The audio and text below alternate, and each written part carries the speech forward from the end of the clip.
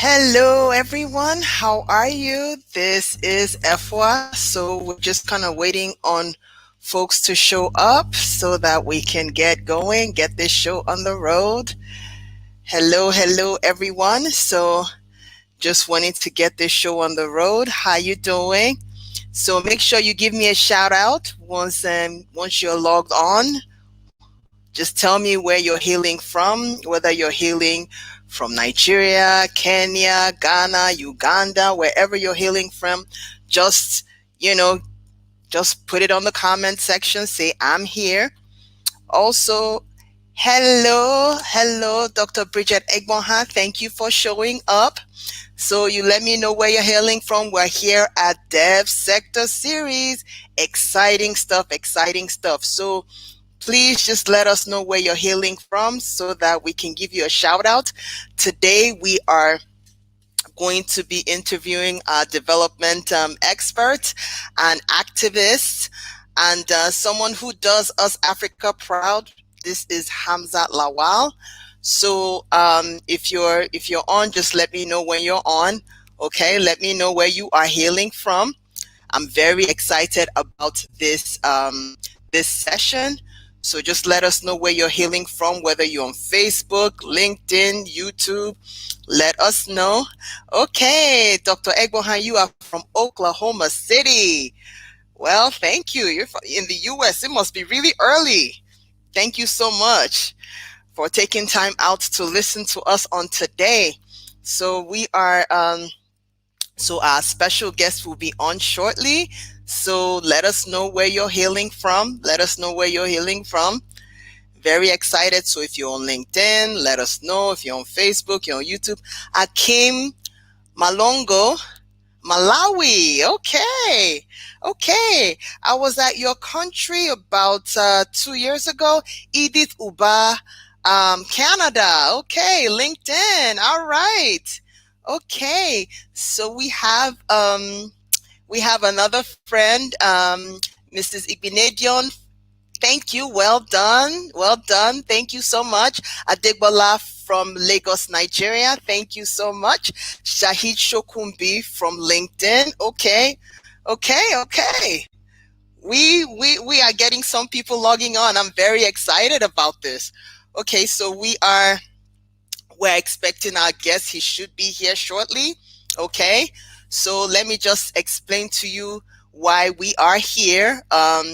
This is #DevSectorSeries, known as Development Sector Series, to just talk to development experts and development technocrats to talk about what they do, why they're excited about what they do, and everything like that. So, just because once I came to Nigeria, I realized that some of the smartest people I know are from Africa. Okay, and I said I want to talk to people who are doing work in their respective countries and talking about the Pan-African continent. I'm seeing Olanike Timipa Uge. Thank you so much. You're from Abuja. Okay, so more and more people are coming. So let me know where you're hailing from. So we are waiting on Hamzy to come on up. I'm very excited about our special guest because once I started really going knee deep in the development sector, I started a workshop called How to Start and Run a Sustainable NGO. And as you know, connected development has been in the sector now for almost 10 years, and they've been doing such great work around the continent. And anytime I would invite Hamzy to come and talk to young NGOs, he would always make it. I have never seen someone with so much humility, with so much, compassion, and with so much light. You have people who are in the sector, they have their own reasons, they have their own way of doing things. But, Hamzy, when you see him, when he's working, you see the light in his eyes, which I'm very excited about. So He's won multiple awards. He's done a lot of work. He's been featured on television all around the world in conferences. But at the same time, he is knee deep in the trenches, working in the development sector, working in some of the hardest to reach communities across the continent, and he's still able to do the work. So I have Eramosele Elens Egbohan. Okay, thank you so much. Good morning. Good morning. I see Mr. Greg Inaholo from Chicago. This is exciting. I'm so excited. So we are just expecting Hamzy should be here within a few minutes.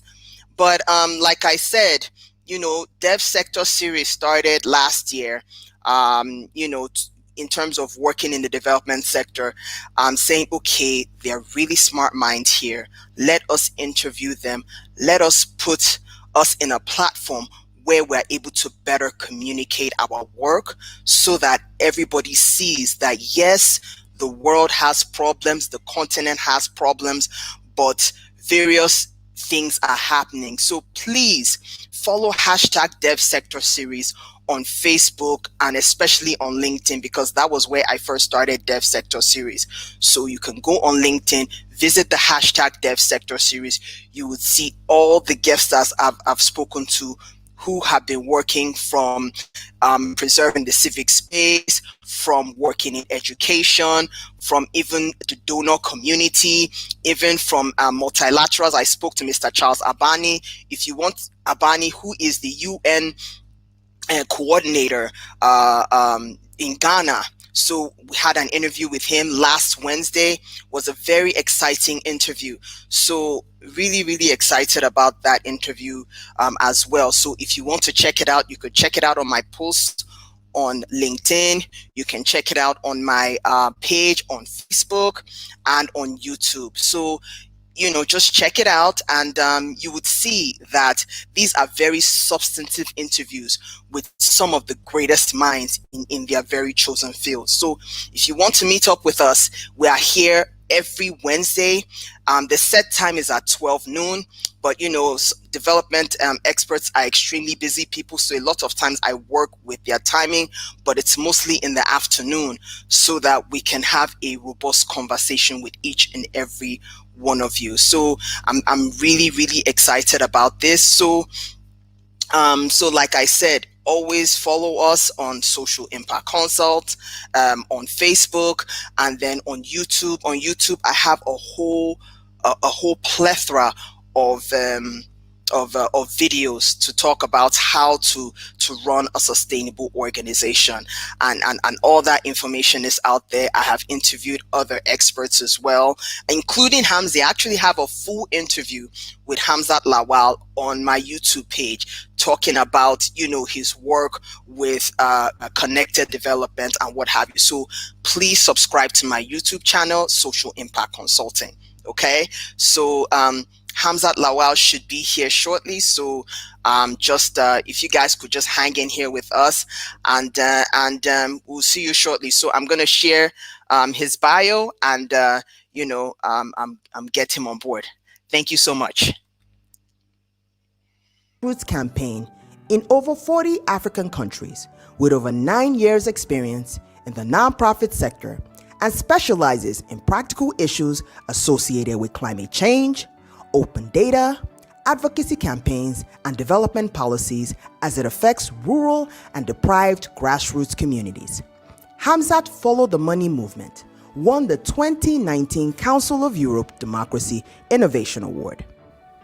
Hamzy is also the founder of the Follow the Money, a pan-African grassroots data-driven movement, and leads a team of technology and innovation-driven campaigners to amplify voices of marginalized communities in promoting accountability as it affects utilization of public funds, focusing on specific communities across Africa. He is currently the Chief Executive of Connected Development, CODE, an organization he founded in 2012. He has joined his voice on different platforms and policy influencing coalitions across Africa, such as the Not Too Young to Run movement, which drives youth political inclusion. Hamzat was honored and recognized on the 2018 and 2019 list of World's 100 Most Influential People in Digital Government by Apolitical. He was also recognized among the 100 Most Influential People in 2019, joining Amina J. Mohammed, Chimamanda Ngozi Adichie, and Aliko Dangote. Hamzat Follow the Money won the United Nations SDG Action Award as Mobilizer 2019, and he won the 2019 Future Africa Award under the Advocacy category. Allow me to introduce to some and present to others Mr. Hamzat Lawal.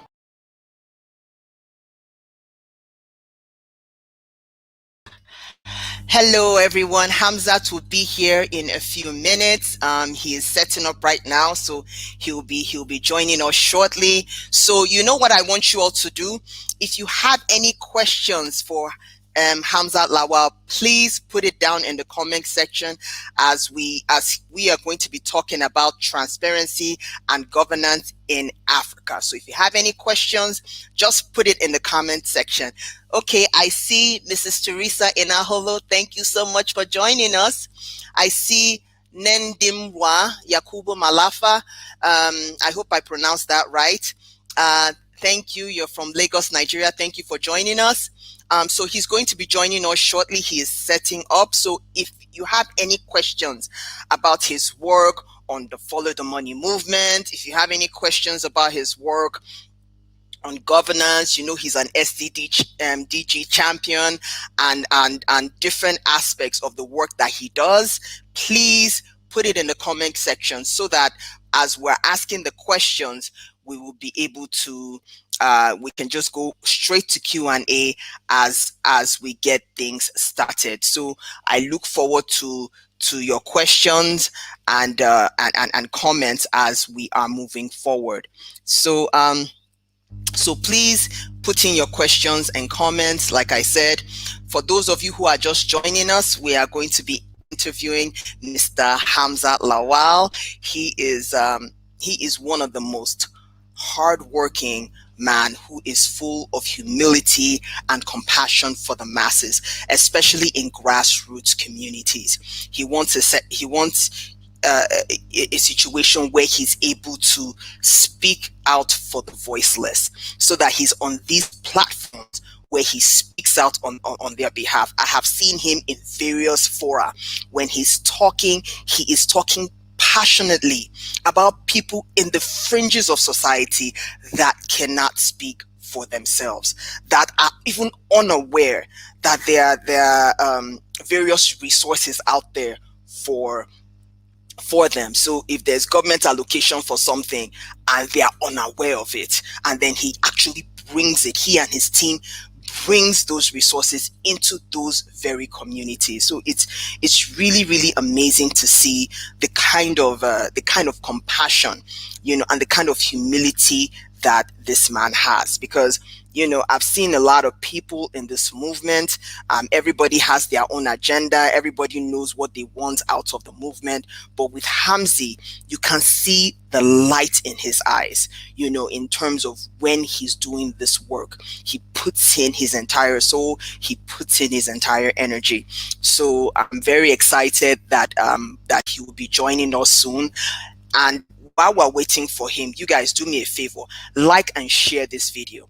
Like and share this video. It helps the algorithm of all the social media channels that we're on, so that it can get to more and more people. So please do me a favor, like, share on Facebook, on LinkedIn, on YouTube. Like and share this video so that once he comes on, the platform reaches more people, and then we're able to even have a richer conversation, and there are people going to be communicating back and forth. So I'm very excited about this interview. Like I said to you before, Hamzy is currently setting up for the interview. So I am looking forward to getting more feedback. So he will be with us shortly.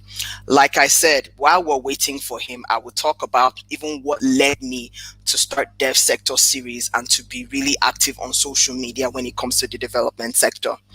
Okay, I moved to Abuja in 2017, and I watched my colleagues work in different sectors of the economy, and I see the brilliant minds and passionate minds that work tirelessly for young people, for agriculture, for good governance, for human rights. People are working hard and compassionately for the good of the nation. So once I'm seeing this, I'm like, more people need to know this, because what is showcased in the media is what is wrong with society, what is not good about society. But I want a situation where we have a platform of development experts talking about, like, yes, there are things that are wrong, but this is some of the work that I'm doing to enhance democracy, to enhance good governance in Africa. So, which was why I started and social impact consulting, which was formerly Truly Unique Limited, to build the institutional capacity of nonprofit organizations around the continent. And then I decided, okay, now there's a live platform. I was doing a lot of teaching and on other platforms, and then got into the LinkedIn platform and the YouTube platform. And I said, listen, we need to showcase other development experts who are passionate about what they are doing. So I've spoken to brilliant minds such as Charles Abani, which was last week. He's the UN coordinator, resident coordinator in Ghana. And then I spoke to Mr. Bomi Akinyemiju, who is the CEO of the Venture Garden Group, the week before that. I've spoken to brilliant minds like Victoria Ibezi Muhairi, who is a champion in the civic space in Nigeria. So now, I even when I started Devsectorseries, I always had Hamzy in mind.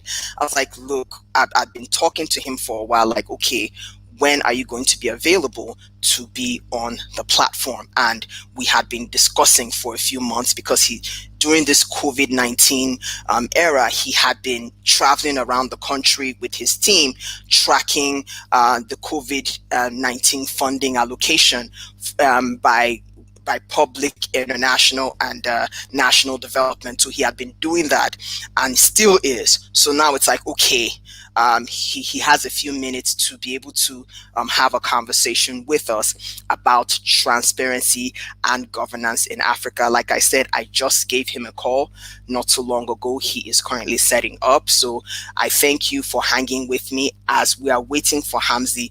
Please like and share this video, like and share, so that as he gets on the platform, more people are able to see this. I'm looking forward to hearing from each and every one of you on this platform. So I see here Mr. Sanusi Lawal Dabo. Sanusi Lawan from Kaduna, Nigeria. Well, welcome, Sanusi. Welcome. So those of you who are just joining us, just let us know who you are. I see Mr. Omons Inaholo. Good job. Thank you so much for coming. Thank you so much. And I also see a message from Mr. Eromosele Ellis Egbonha. Thank you so much for coming, and I appreciate your support immensely.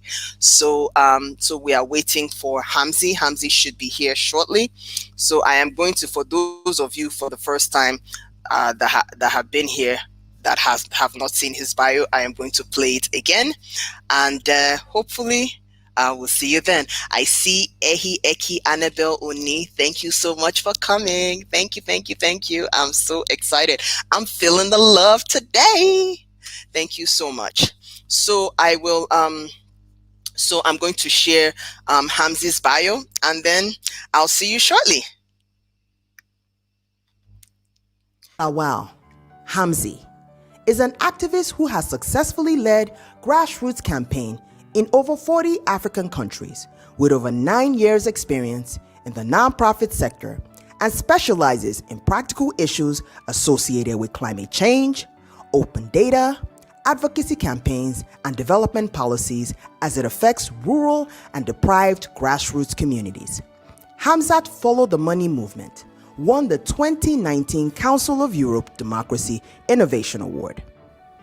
Hamzy is also the founder of the Follow the Money, a pan-African grassroots data-driven movement, and leads a team of technology and innovation-driven campaigners to amplify voices of marginalized communities in promoting accountability as it affects utilization of public funds, focusing on specific communities across Africa. He is currently the chief executive of Connected Development, CODE, an organization he founded in 2012. He has joined his voice on different platforms and policy influencing coalitions across Africa, such as the Not Too Young to Run movement, which drives youth political inclusion. Hamzat was honored and recognized on the 2018 and 2019 list of World's 100 Most Influential People in Digital Government by Apolitical. He was also recognized among the 100 Most Influential People in 2019, joining Amina J. Mohammed, Chimamanda Ngozi Adichie, and Aliko Dangote. Hamzat's Follow the Money won the United Nations SDG Action Award as Mobilizer 2019, and he won the 2019 Future Africa Award under the Advocacy category. Allow me to introduce to some and present to others Mr. Hamzat Lawal.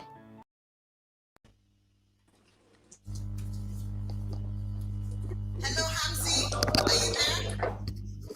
Hamzy, you're up. Hello. Hi. Hi, How are Hamzy. you? How are you? I'm so excited. Folks have been waiting, very anticipating you to be here. So this is some exciting stuff. How you doing? Thank you, and I'm really sorry I joined late. I'm good. No, Thank you for asking. I'm good. I'm still alive, and thank you for the patience and the opportunity to speak again. Because the first time you and I had a conversation, it was really emotional. no, I really had fun. Yeah. no, Hamzy, you are so awesome. And I was telling the audience, I said, there are different people in the sector who have their own interests in terms of what they do here, but I see your passion, I see your light, and I see the motivation behind why you do what you do. And even, I don't know if you know this, but there was an advice you gave me when I came over to your office. You said, Efwa, it says, let passion drive what you do, and which is what is even driving what I'm doing with Devsectorseries. So it's because of folks like you, with your inspiration and your advice and your passion behind what you do, it is why I'm doing what I'm doing. And it's people like you that encourage me that there's hope, and that change is possible in our nation and in the continent. So I know you're extremely busy. I really appreciate your time. So, are you there, Hamzy? Thank you. Thank you for. Yeah. So, so let me ask you just a brief question. So, like, what made Yes, I'm you? here. Thank you. Okay. Think. So, what made you start the Follow the Money movement? What made you start doing what you're doing? I've heard this story, and I think every other person here needs to hear it.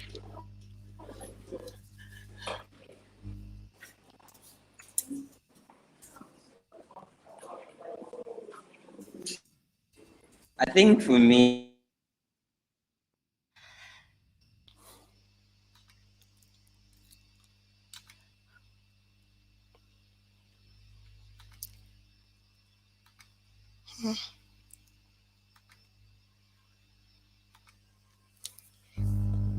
Okay, it my looks like mobile. Okay. we're having a few issues with You can see network. me and you can hear me loud and clear. Okay, I Right? can see you. I can see you and hear you now.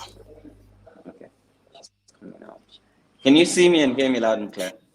Yeah, I can see you now, and I can Fantastic, hear because you. I Okay. had to change internet service provider. Okay, so Okay. for me, I was tired of complaining. I was tired of ranting on Twitter, on Facebook, and I just knew that for you to inspire change, you need to leave your comfort zone. And for me, the inspiration came when I heard about the news of the lead poisoning in Zamfara State in 2010. And in 2012, I was just struggling to get information, and I got on a bus to Bagega community. By the way, this took me over 8 hours, from Abuja to Gusau, from Gusau to Anka, from Anka to Bagega, where I rode on a motorbike and finding out that over 700 children had died, 1,500 children's lives were at stake. So for me, follow the money became the solution to the problem of this community, getting government to understand the need for them to put money where it's needed the most, and also mobilizing citizens to add their voice, irrespective of where they are, because not everyone feels comfortable in living where they're used to. But some of us have said, we're going to sacrifice and serve humanity, and we're going to bring this information. All we need for you is help amplify it, so that policy and decision makers would not turn deaf ears. So that's why I started Follow the Money, to give young people and citizens a voice, to contribute towards decision making and policy framing, and also to bridge that communication gap where citizens can be closer to governance, and where politicians and public officials can also ensure they provide better service delivery to the people that they've sworn constitutionally to protect and serve.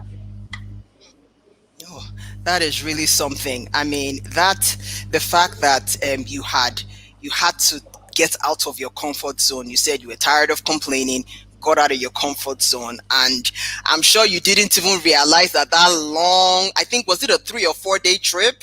It was like a very long trip to Bagega, and you didn't realize that it was even going to get you to where you are now. Working on a movement like this, replicating it in sub-Saharan Africa. So sometimes we just never know what where our passion takes us.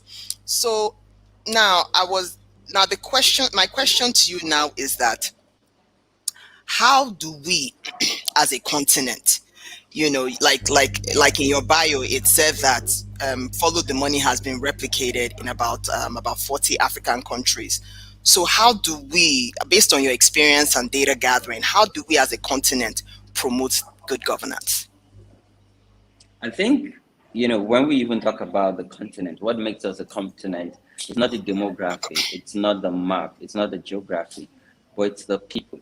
So for me, it's more like, how do we ensure people demand and continue to ensure good governance? Because again, good governance, it's about democracy. So, and the process, which is election, people vying in for public office, people campaigning, and then people going out to get registered, to collect their permanent voters card, to come out on election day and cast their ballot. But most importantly, beyond the elections, because again, that's where some citizens get it wrong, that after elections, they will just wait and hope that the people they've elected into office would deliver on their campaign promise. No, it doesn't work that way. So how do we, as a continent, continue to promote this? Is to continue to demand, but we must demand from an informed point of view. So you can't approach your councillor or your local government chairman or your state assembly or federal lawmaker or the minister, or the governor or the president without being informed.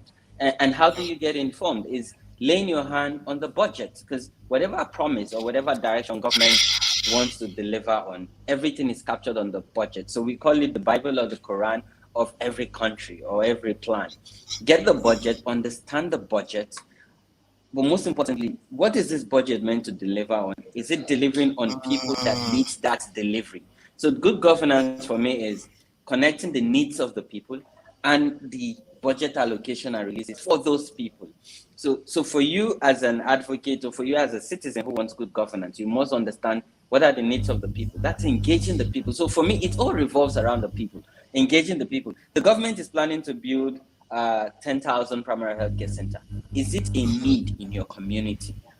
Are you a beneficiary of this intervention? If it's a need, if you're not a beneficiary, how do you document the voices of those people and make it a priority for government? Because every government, derive inspiration on their priority from the people. What are the people saying?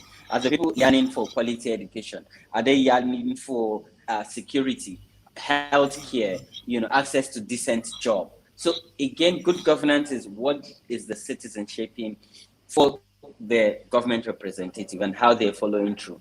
This is not cast in stone, and it's a lot of work because imagine traveling back and forth, understanding the needs of the people, laying your hand on the budget. By the way, this budget is a very technical document, so it takes you days and nights to study and understand and assimilate and ask more questions. And again, the budget document is a summary, because sometimes they'll say, oh, they're building 10 primary schools in a local government. But the local government is really big. Where in the local government, which of the ward, which of the community, there's no name. So this is where freedom of information comes into play. Because in some African countries, we call it access to information.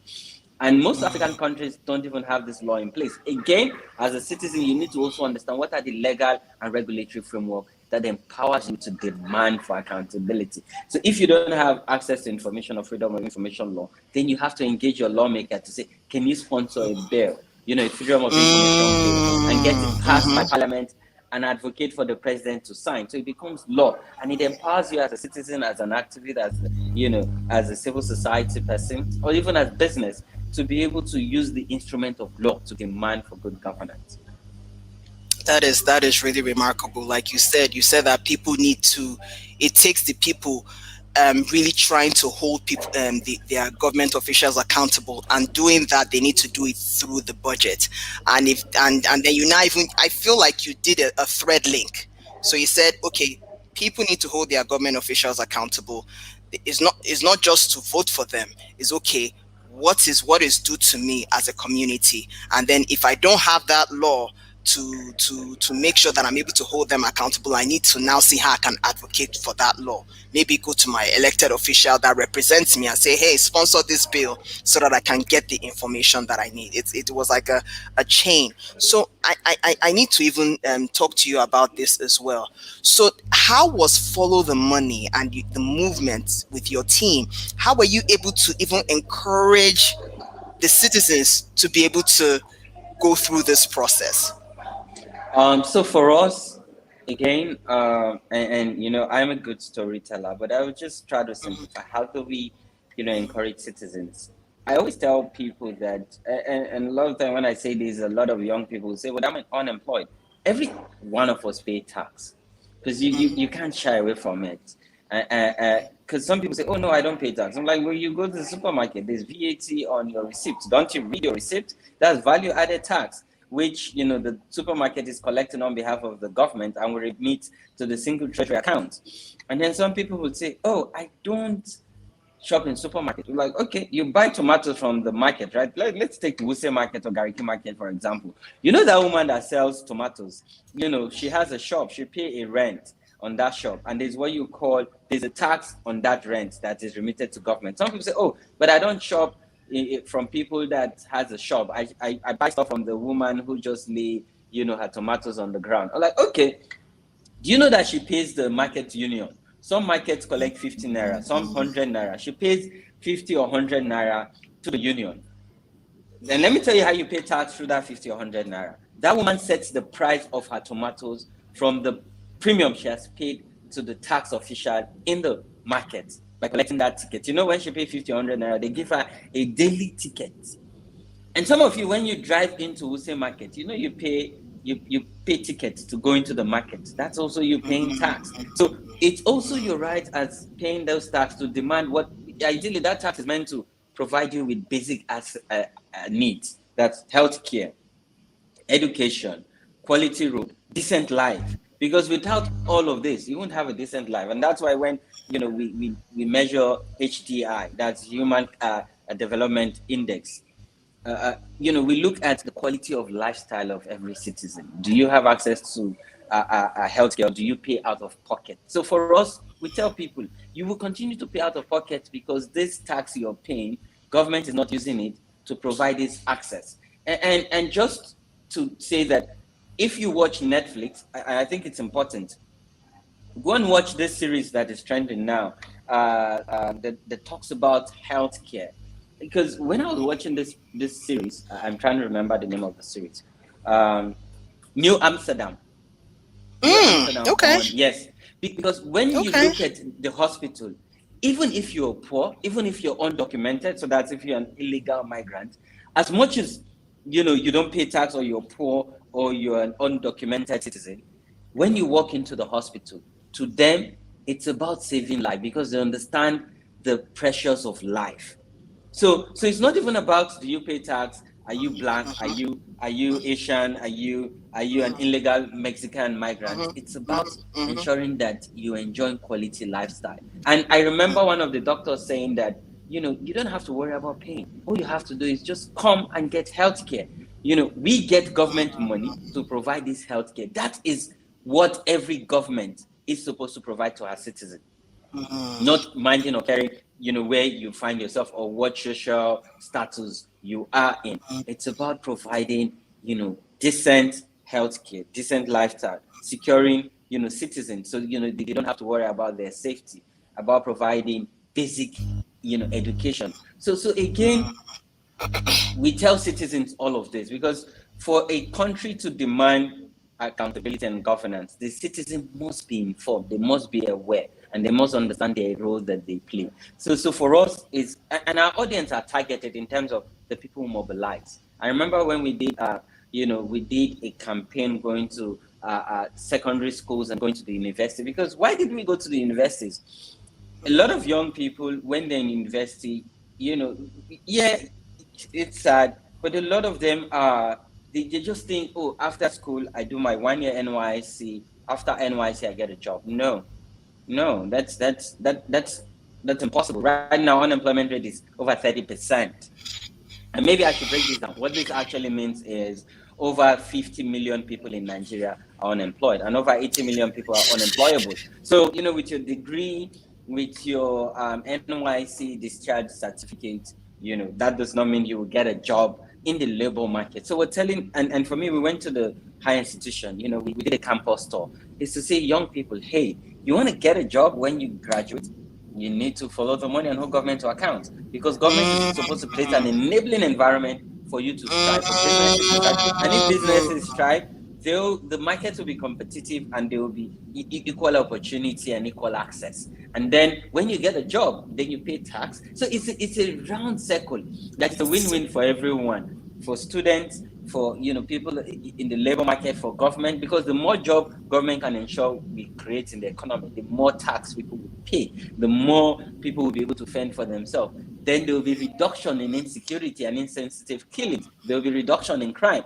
So again, it's encompassing. And so for us, we try to encourage citizens to be interested in transparency, because without transparency and accountability, really, that's not democracy, because democracy itself is about accountability and demanding for transparency and enjoying the dividends of democracy, which is good governance. So for us, we try to simplify it with what affects people, because a lot of people want to say, why would I follow the money when it doesn't affect me directly? We try to connect to what affects people. So when we talk to market women, we connect to the issues that affect them, because a lot of market women, they go to the market because they want to send their children to school. Then we tell you, if you want to send your kids to school, you don't have to worry if there's transparency and accountability and judicious use of public resources.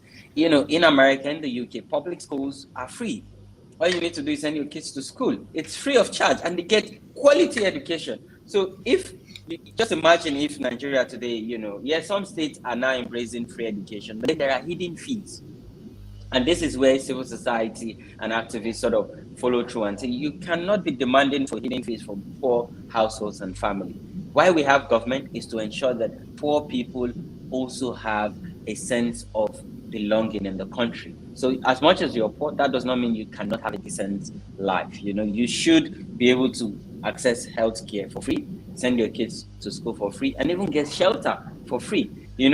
That's why we pay tax, and that's why we have rich people that are meant to pay more taxes, because they buy luxurious goods and live a luxurious lifestyle. So for me, it's connecting to what affects people and tying it to following the money and having them take ownership, because that's important. If they don't take ownership of the movement, then they would not see the importance of contributing to the movement.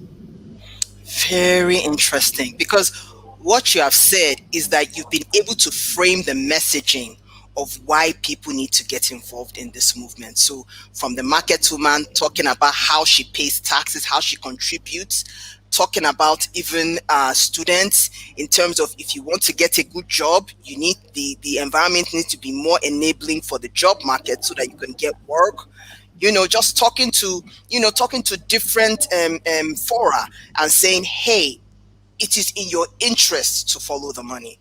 That's really interesting. So now that you've talked about how citizens need to get involved, now the target, when I teach my classes, it will be the government or whoever you're trying to demand accountability from. So as the movement is spreading and as you are able to communicate effectively to each of the various stakeholders, as it's spreading, how has the demand for accountability been received by the various governments? When I started in 2012, that's close to 9 years now. When I first approached government, it's quite interesting and it makes me laugh. First, they look at me and they ask me, small boy, because I still, I may be older now, but I still have the small body, and they're like, some would even be nice and say young man. Some would like my son or my child or small boy. Are you part of the opposition? That's the kind of question I get. Is it your business? What is your own in it?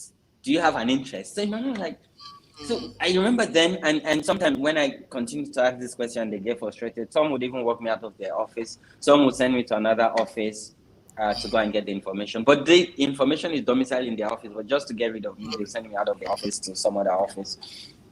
But over the years, and this is, we've learned a couple of tricks on how to engage government and even organize town hall meeting in collaboration with governments, and support governments. And I'll tell you some of these are tricks. First, I remember before now, in a year I'll write thousands of FOI letters. Oh yes, there's a law.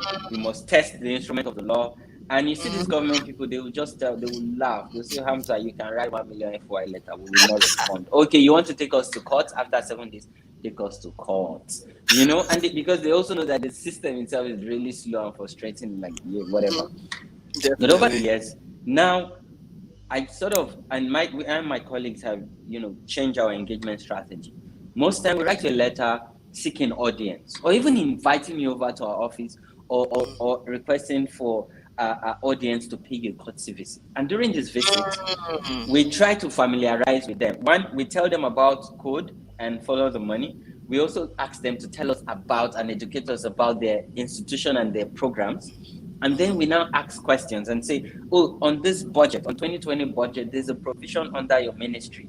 What are your plans? Have you accessed the money? What are your plans to use the money? Are you engaging the community and the beneficiaries? So from there, they feel relaxed. And then they open up and talk about their challenges, and then they see value to opening up and giving us data so we can empower and inform the citizens so citizens can take ownership.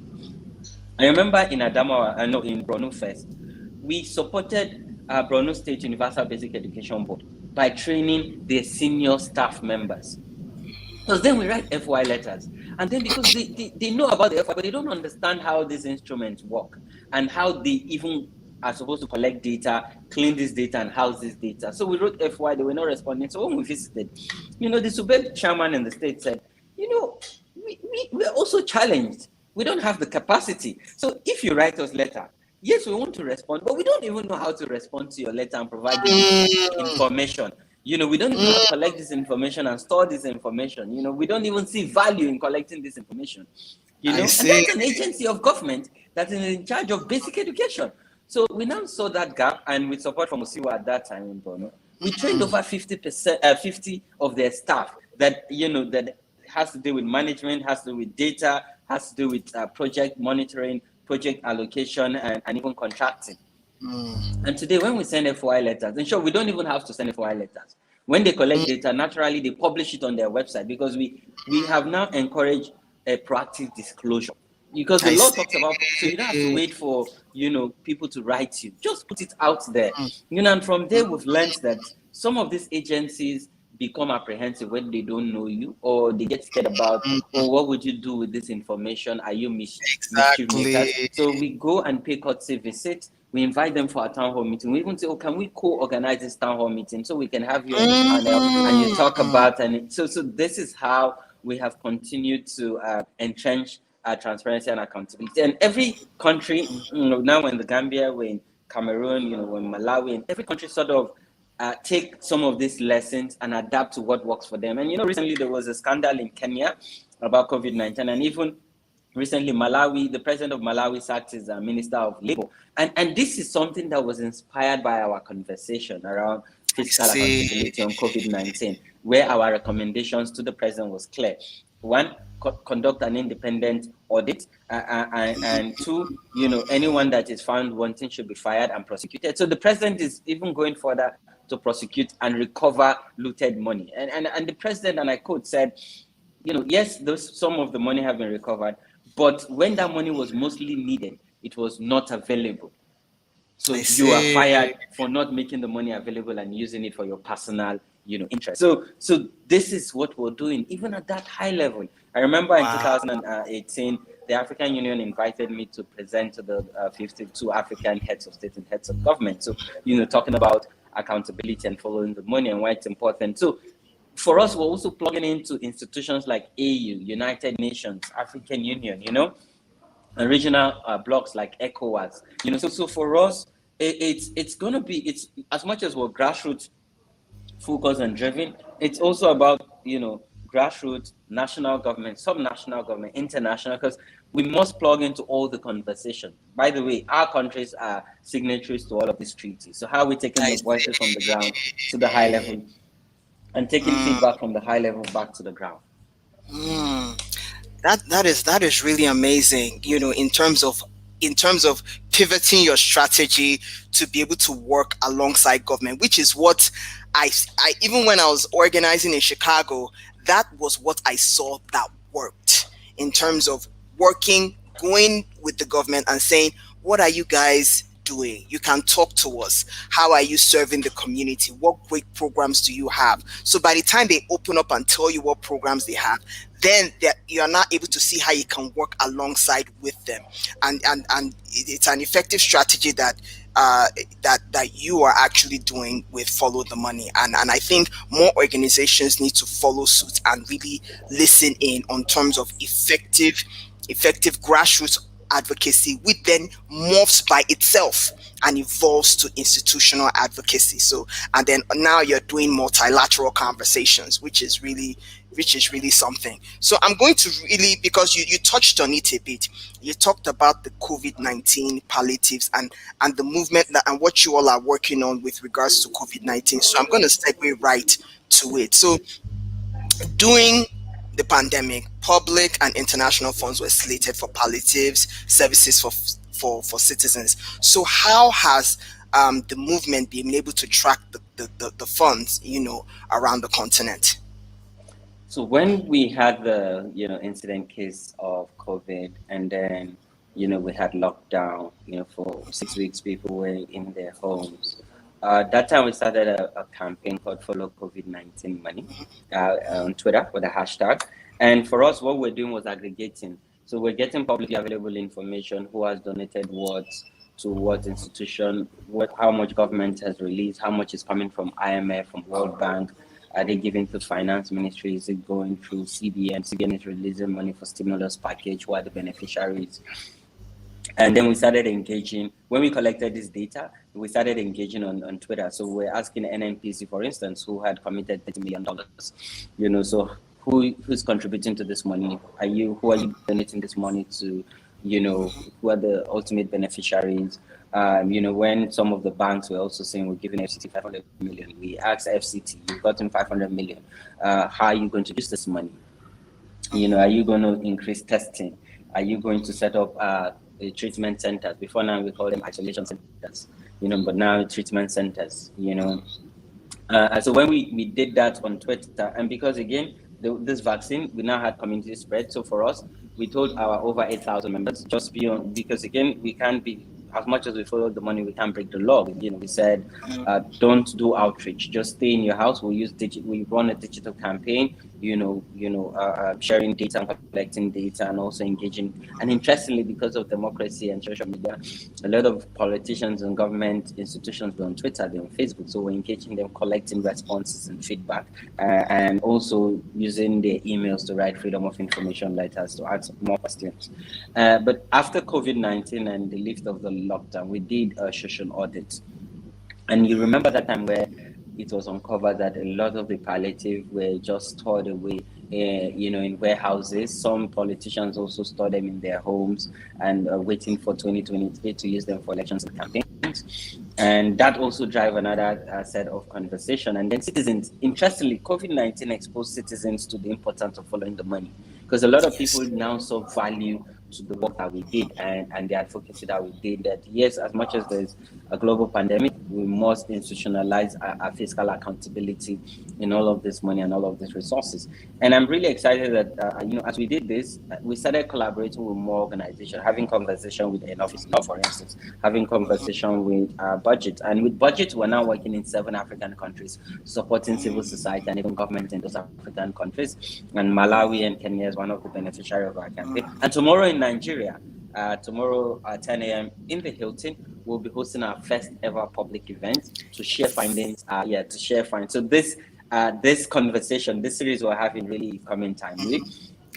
Tomorrow we're going to be having a conversation around COVID-19 palliative money that has gone into COVID-19. Interestingly, the Minister for State for Budget and Planning has confirmed he will be there, and I will be having a fire chat with him after his special address, because my first question will be, what did you do with the 500 billion? Because he was in charge of the COVID-19 500 billion intervention. What did you do with this money? Who benefited from this money? And, it's going to be a virtual and physical event. We've made provision for over 100 people. And on Twitter, you can find a link to register, so you get the details to follow online. And, if you're lucky, you'll be selected to come physically.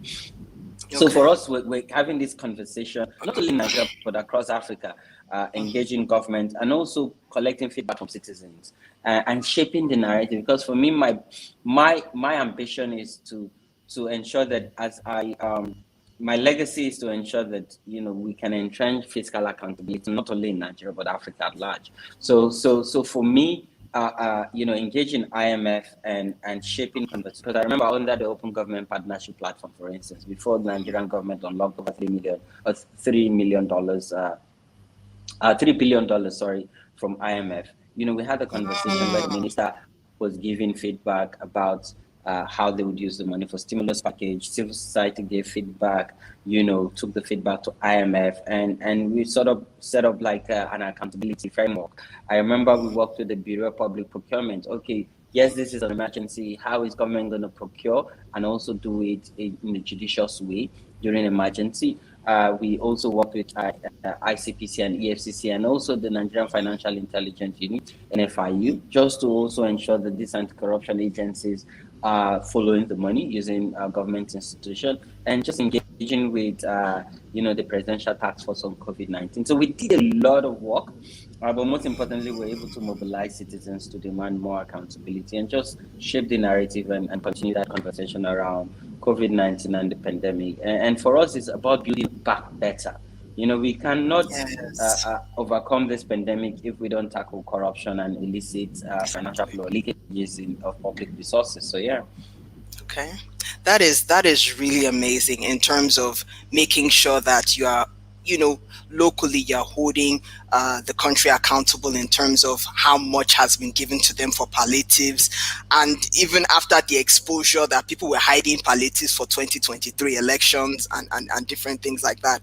And then even working with budgets to then even empower other African countries to follow the money and to track the budget, which is really something. And again, yes, I got my invitation for tomorrow. I will be there in terms of the report on the on how they were accountable for the funds that were given. So that is some really, really exciting stuff, and we look forward to hearing from you in terms of what the next steps and where in the world the money went and how it was distributed.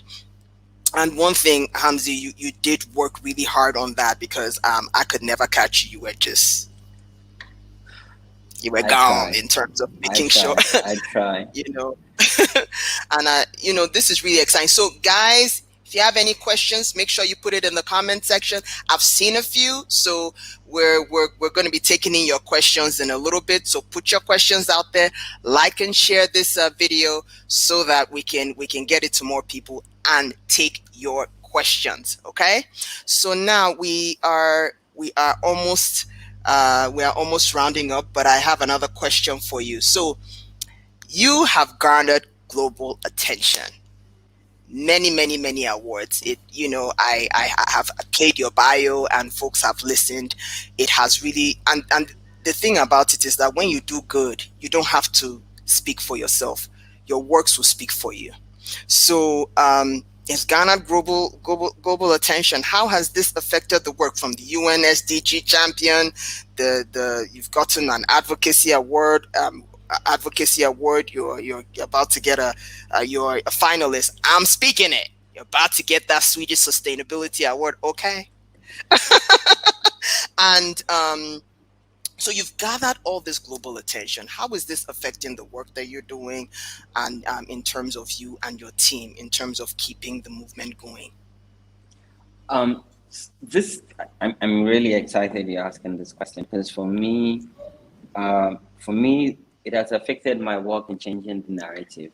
The kind of news that comes out of Nigeria are Mm, mostly negative news, insecurity, yes, yes, yes, yes. corruption, violence against women, violence against children, molestation, rape. But we'd follow the money, and all of us young, not that we're ages, but all of us in the movement are mostly young people.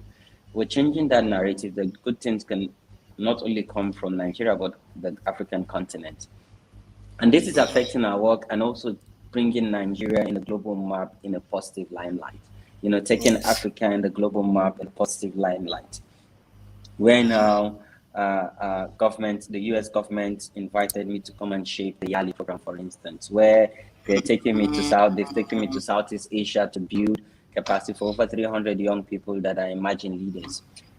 Where I'm now plugged into, the next generation of leaders, not only in Nigeria but Africa, shaping even conversation around being young and having the capacity to run for public office and leading the country, leading constituency. So for me, this is shaping our work where now people are now PhD students are doing research about follow the money, and now they have a lot of, so it's now even transforming into academics.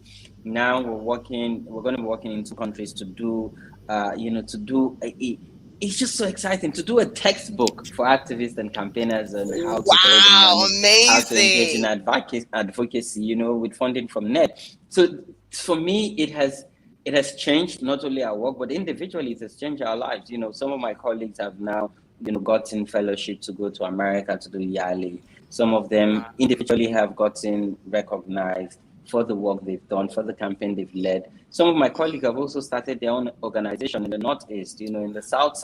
They're now running their NGO just from the knowledge, the experience they have gathered. And for me, that's the sustainability of Follow the Money, to be a decentralized movement, to be democratic, and to allow citizens to engage more and to expand to other communities that we're not able to reach. So it's the movement has gathered this attention, have gathered a lot of brought a lot of positivity, not to only the organization but all of us as individuals, shaping narrative and contributing to important conversation around governance, around accountability, around democracy, around politics, and showing the young people are not only ready to run, but they're taking the mantle of leadership in their various fields. Amazing. So that is really a good way to even round off our conversation, Hamzy, in terms of, and for me, the mark of a true leader is if they are able to replicate themselves, because true leaders create leaders. they multiply themselves. It's not a case of, oh, you're just there and you're just running things. It's like you have a sustainability model in terms of not just in Nigeria, but also in sub-Saharan Africa. So I have a few questions from the audience. This is from Eromosele Elens Egmohan. He says, what type of whistleblower protection exists in Nigeria for civil servants who want to expose corruption? I know that we don't have a whistleblower law, but there's a policy on whistleblowing that this present administration under the Ministry of Finance have in place. So there's a policy, but there's no law yet. It's passed by Parliament and signed by the President.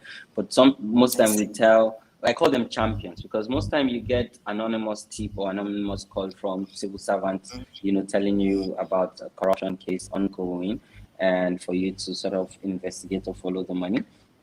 And most time I tell this civil servant, when you're sharing this information, try as much as possible to be anonymous and don't try to be a hero, because we do follow the money. We're not heroes, man. We just want to, because you need to be alive and stay alive. Yes, to do the change tell people that. and Yep. enjoying the change, because you're trying to fight a system that is corrupt, that is desperate, and that can go at any length to bring harm to you just because they see you as a threat, So for us, we always encourage people to anonymously send tips, send email, block your number and make a phone call and give us the information, and then we can help amplify it and we protect. So for us at our organization, we have a whistleblower policy that protects people that gives us information, and a lot of media houses also have this kind of policy that they don't disclose their sources.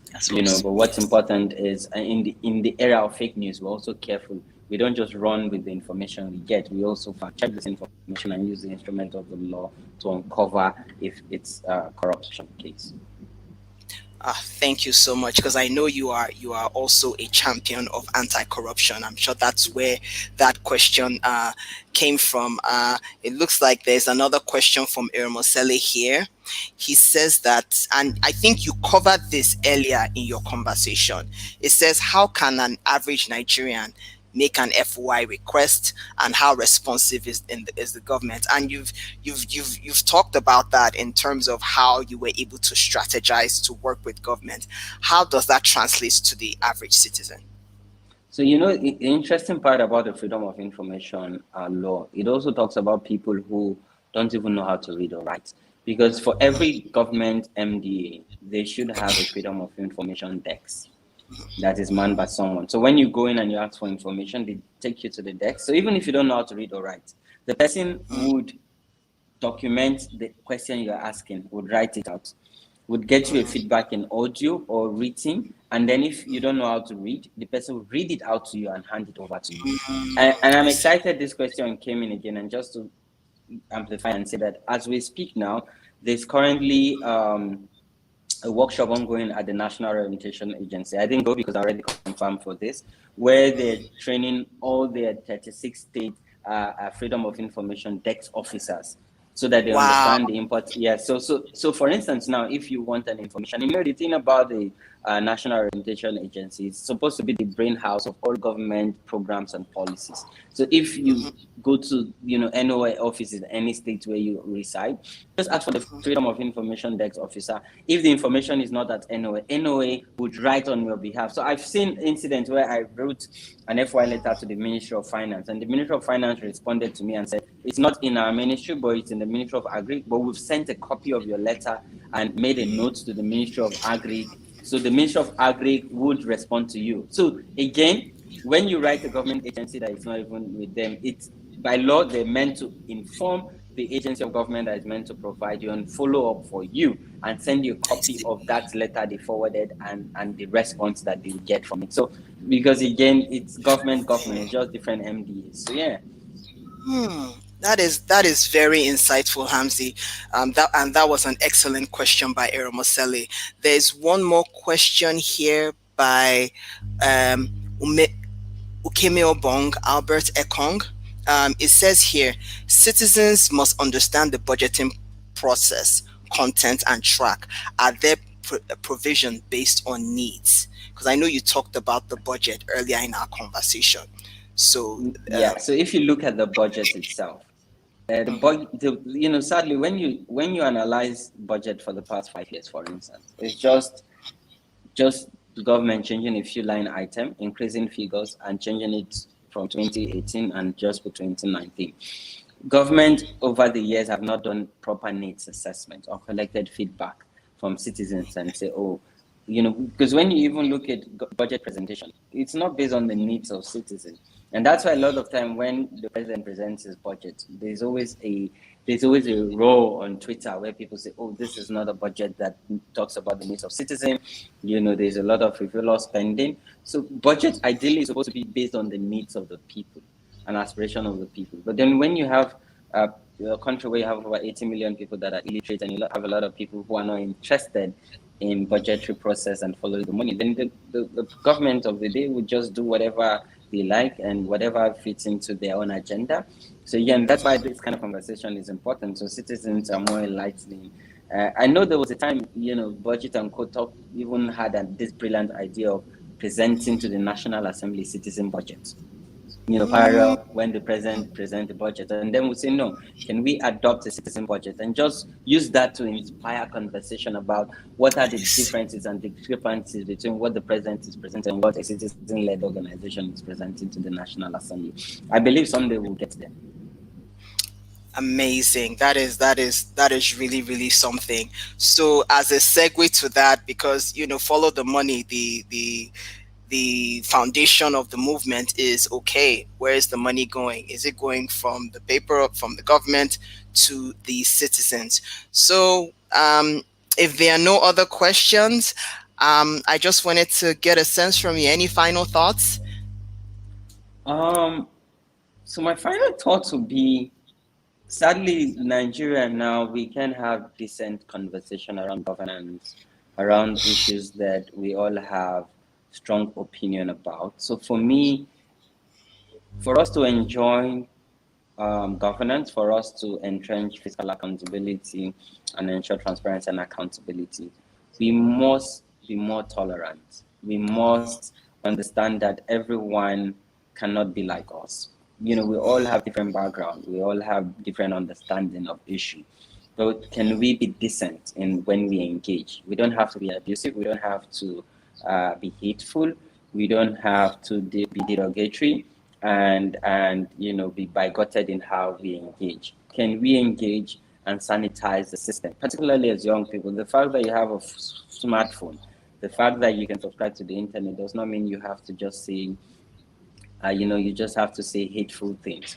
Can you Exactly. even engage and make people explain their own understanding for you? And when you make your assertion, the fact that some people does not agree, don't take it to heart. That is Yeah, the society itself, and this is about sociology. People are allowed to have their own thoughts, their own opinion, and their own assertion. But what's important is for you to, for us as a country, we must remain peaceful and united, because all this, and allow people to talk about secession, because democracy allow people to talk about anything. But don't think that it's an attack to a region or to a person. It's just them expressing themselves, and this is their rights under the Constitution. So for me, my thoughts are, we need to be more empathetic and be more human and understand that, when we're sick, we don't ask if the doctor or nurse is a Muslim or a Christian. We don't ask when we want to get blood transfusion if the person donating blood is a Muslim or a Christian. First, exactly. we must embrace and first act as humans, because humans must always come first. So for me, let's remain peaceful and be more tolerant and embrace each other as friends and neighbors. Oh my God, that was a great way to tie this extensive conversation in a bow.